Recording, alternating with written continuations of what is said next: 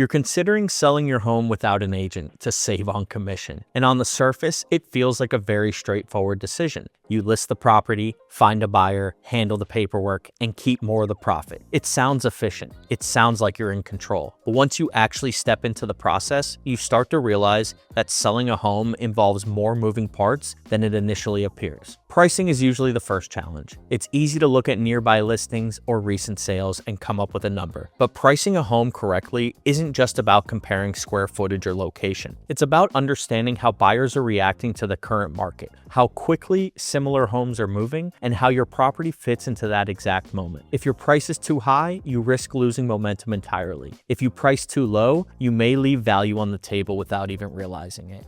And that balance is not always obvious from the outside. Then comes exposure. This is where many sellers underestimate what's actually required. Putting a home online is simple. Positioning it correctly is not. It's how the photos are taken, how the home is presented, how the description is written, and how the listing is timed. It's also about where the property shows up and who actually sees it. Buyers aren't just looking at homes, they're comparing options. And small differences in presentation can change how your property is perceived within seconds. That perception directly impacts how much interest you generate. Then comes communication. Once inquiries start coming in, you're responsible for managing them, scheduling showings, answering questions, following up, and keeping momentum going. And this is where timing starts to matter more than expected. Because in real estate, responsiveness can directly affect opportunity. If a buyer feels uncertainty or delay, they move on quickly. Then offers start to come in. And this is where things shift from simple to more complex. Because it's not just about the price. It's about the full structure of the offer. Financing, contingencies, timelines, deposits, all of these pieces affect how strong an offer actually is. Two offers can look very similar at first glance, but carry very different levels of risk, and understanding that difference requires a certain level of experience. Then comes negotiation. This is where most sellers realize how layered the process really is. It's not just about accepting or rejecting an offer. It's about adjusting terms, responding strategically,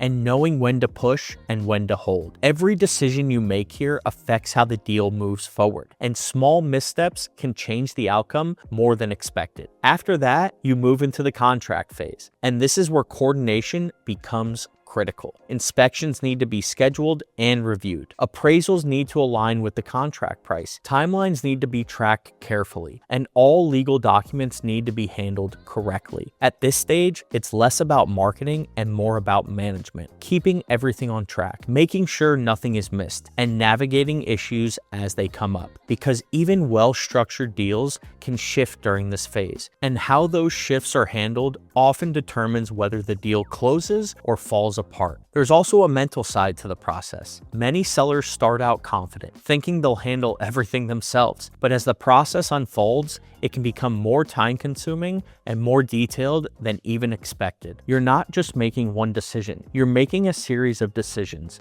each one affecting the next. And that level of involvement can feel heavier than anticipated. Now, none of this means selling without an agent isn't possible. People do it successfully, but what tends to change is the understanding of what's actually required. It's not just about listing a home. It's about managing an entire transaction from start to finish. And that includes pricing, strategy, market positioning, buyer psychology, negotiation, and contract execution. So the question shifts. It's no longer just about saving commission. It becomes about how much time, attention, and responsibility you want to take on. Because in the end, it's not about whether you can do it, it's about understanding everything that comes with it before you decide.